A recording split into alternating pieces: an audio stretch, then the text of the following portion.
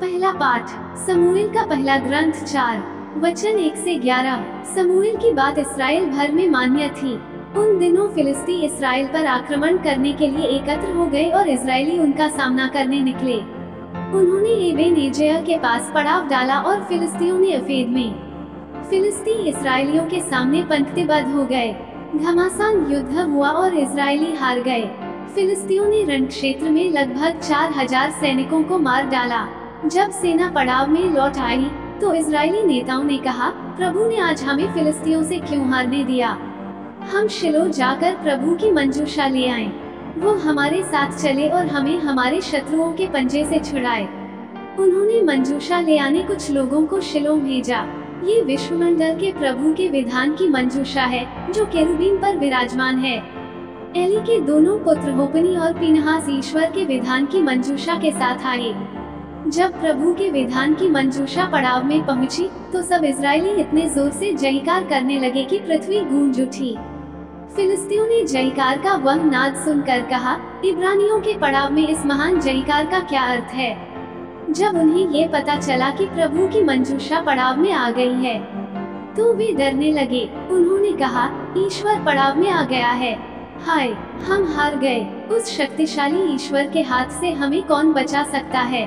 ये तो वही ईश्वर है जिसने मिस्रियों को मरुभूमि में नाना प्रकार की विपत्तियों से मारा।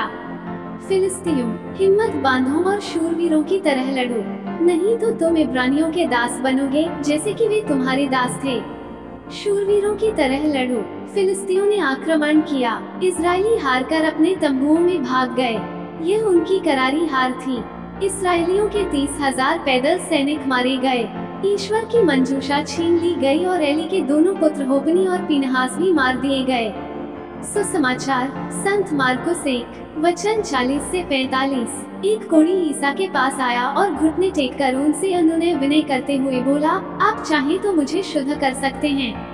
ईसा को तरस हो आया। उन्होंने हाथ बढ़ाकर यह कहते हुए उसका स्पर्श किया, मैं यही चाहता हूँ, शुद्ध हो जाओ। उसी क्षण उसका कोढ़ दूर हुआ और वह शुद्ध हो गया। ईसा ने उसे यह कड़ी चेतावनी देते हुए तुरंत विदा किया, सावधान, किसी से कुछ न कहो। जाकर अपने को याजकों को दिखाओ और अपने शुद्धिकरण के लिए मूसा द्वारा निर्धारित भेंट चढ़ाओ, जिससे तुम्हारा स्वास्थ्य लाभ प्रमाणित हो जाए। परंतु वह वहाँ से विदा होकर चारों ओर खुलकर इसकी चर्चा करने लगा। इससे ईसा के लिए प्रकट रूप से नगरों में जाना असंभव हो गया, इसलिए वह निर्जन स्थानों में रहते थे। फिर भी लोग चारों ओर से उनके पास आते थे। मनन चिंतन। कुष्ठ रोग से पीड़ित एक व्यक्ति चंगाई की तलाश में यीशु के पास आता है।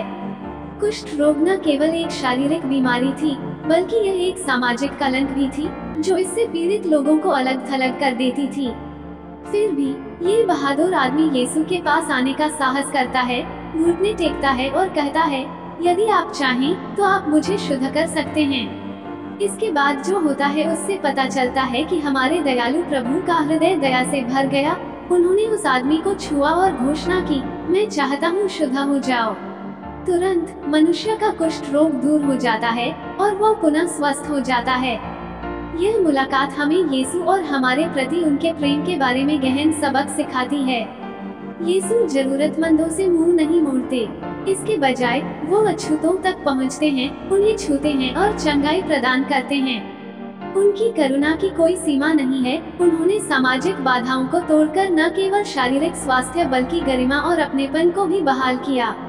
आइए हम स्वयं को कुष्ठ रोग से पीड़ित व्यक्ति में देखें। हम सभी के पास दृश्यमान या छुपे हुए घाव होते हैं, जिनके भरने की हम इच्छा करते हैं। यीशु हमें अपनी कमजोरियों के साथ उनके पास आने, उनकी करुणा और हमें संपूर्ण बनाने की शक्ति पर भरोसा करने के लिए आमंत्रित करते हैं। उनका प्यार हमें ठीक करने और पुनर्स्थापित करने के लिए तैयार है। आमीन।